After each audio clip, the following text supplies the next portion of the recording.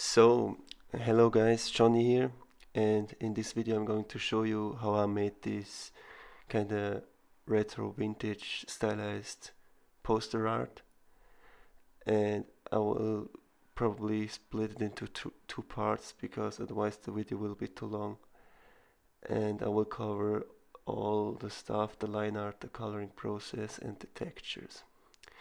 And yeah, I hope you can find something useful out of this.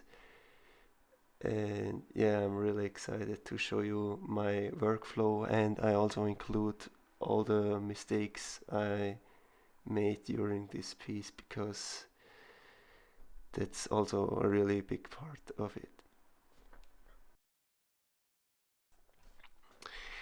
What else I forgot to mention is everything in this video is 100% self-taught. I've never went to any design or art school, and I'm also not an art teacher, so this way, how I show it in this video, is probably not the professional way, but I try my best.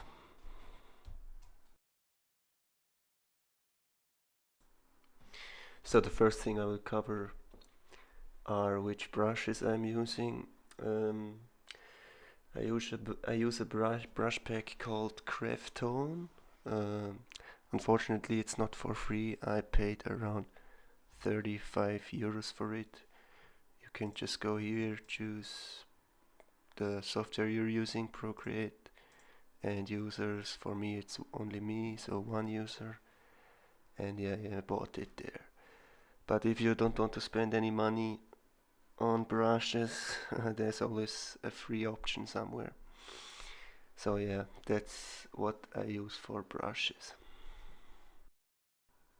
So the next step I will cover are the reference because they're really important for making a good piece, because you can draw from imagination, but the results, well, unless you're Kim Jong-il, then that doesn't matter.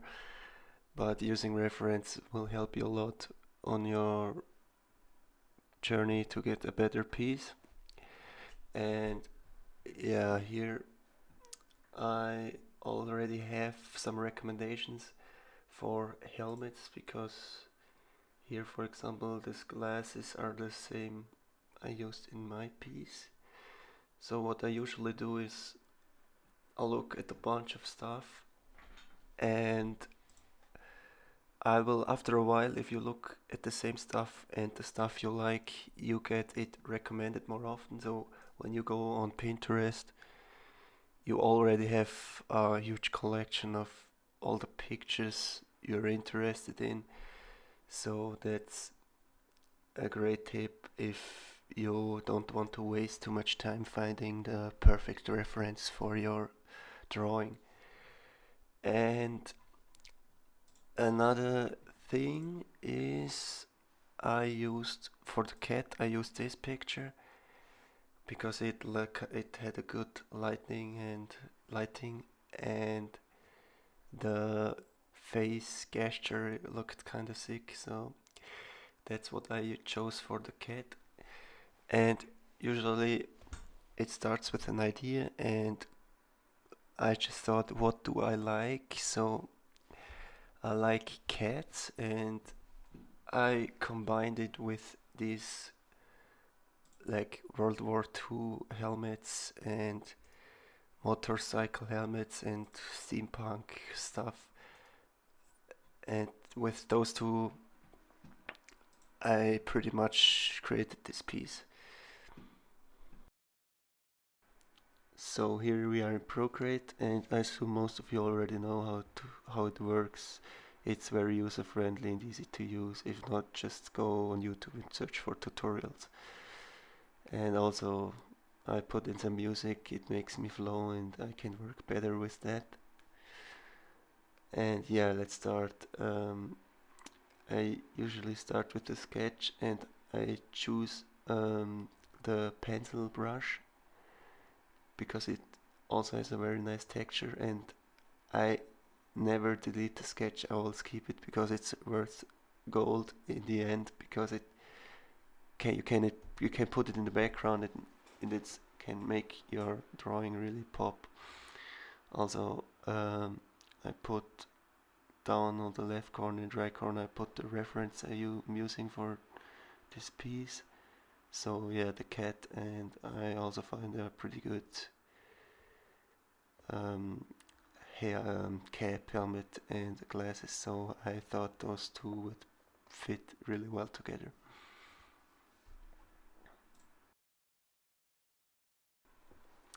Also, I'm sorry if my voice sounds a little bit rusty, because this is my first ever voiceover I'm doing, and English is also not my main language, so I try my best to speak as clean and fluent as I can.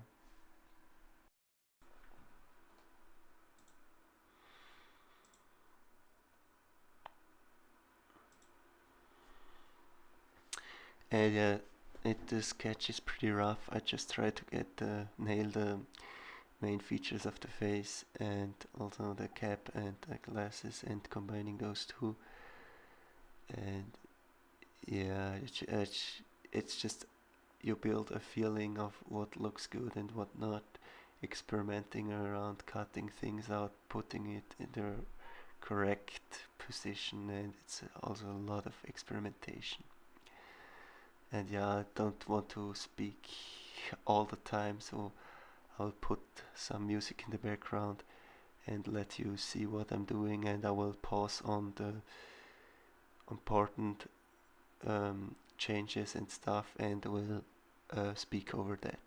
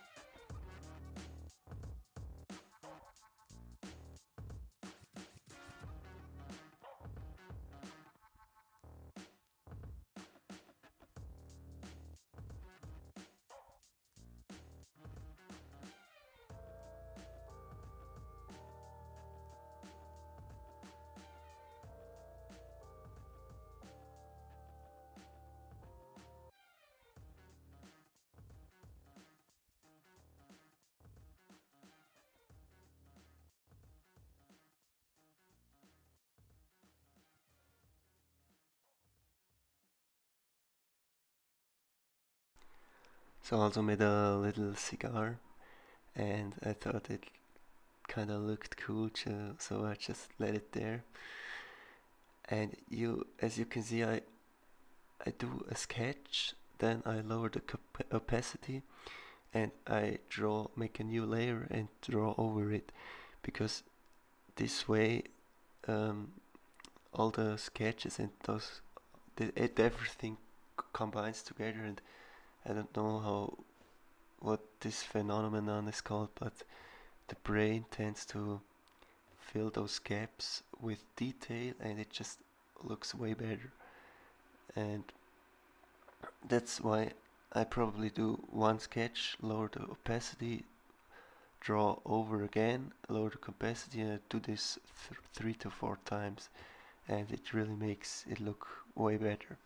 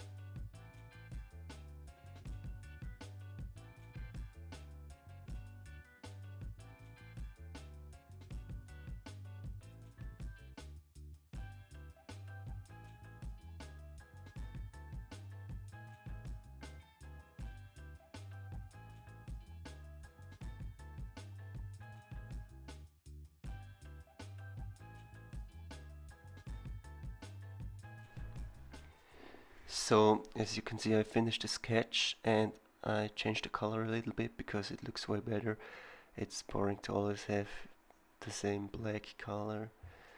And yeah, I'm jumping now into the line art, just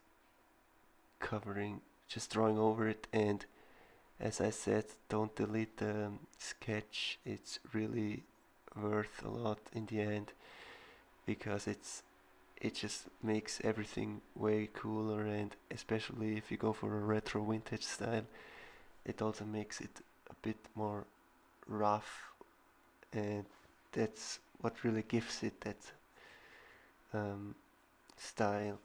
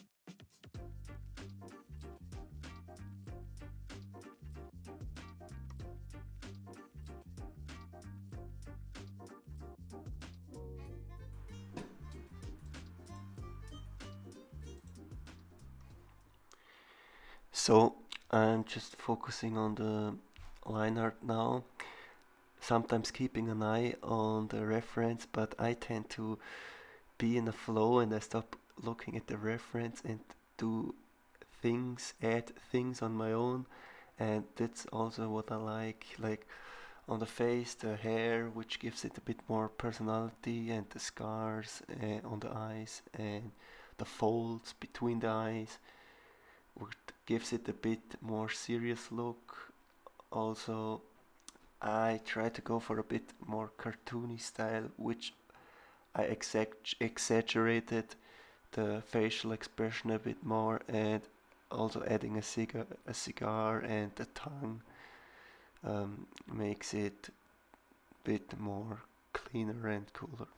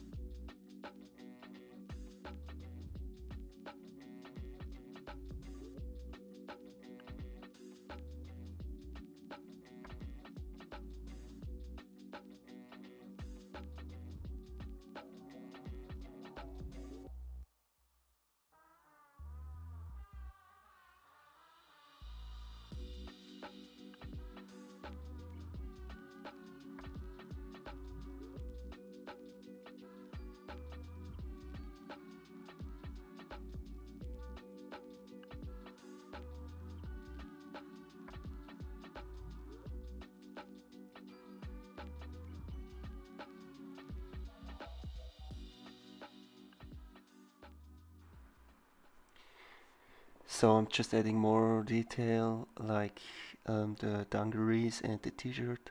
I just looked dungarees. I looked up on Google how to kinda draw them, and I just added in some details myself, like the fish and the the milk can, and here, for example, is a good reason why I keep the sketch at the beginning. I will keep it because I kind of thought the line art lost some of its personality, which the sketch really represented really good.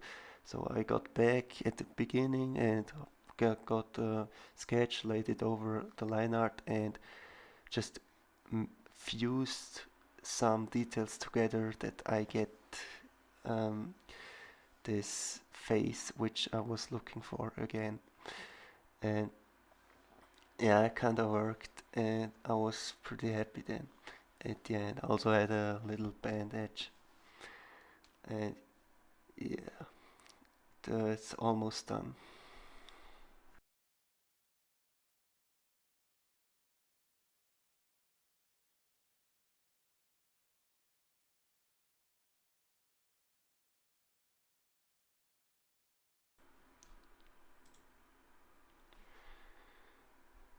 So yeah, um, just experimenting with the background color a bit, also adding um, paper folds, which I found on the Google. Just search for paper folds and PNG, and you will find it. Um, it gives it that look which I was searching for, so that's also a great tip for those vintage styles.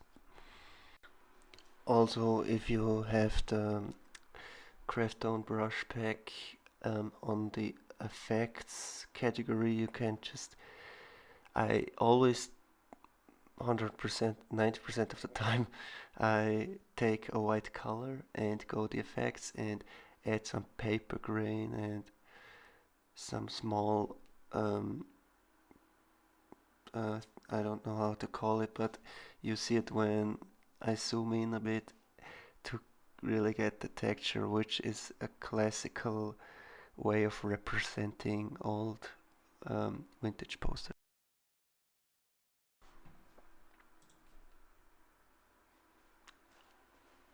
And as you can see, I erased the some things again because I wanted to arms having them on the back, but it looked weird. It looked like cat had no arms, so I put the crossed in front, which really suited the facial expression, and I just stick with that.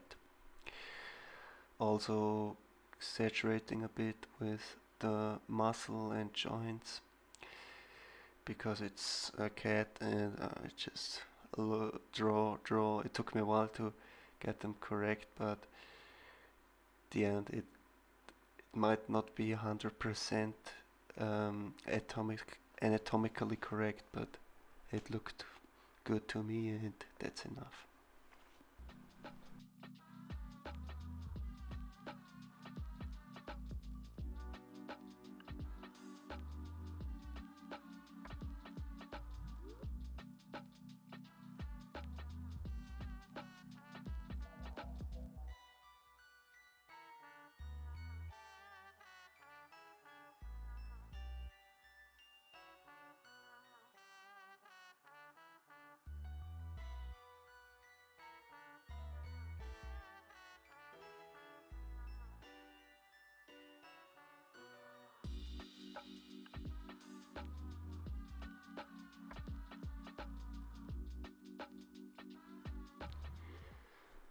So the line art is pretty much done. I'm just filling some gaps with shadows with the same color as the line art, and that's pretty much it for the line art. And I hope I see you on part 2, where I cover the rest of this poster. So see you, bye.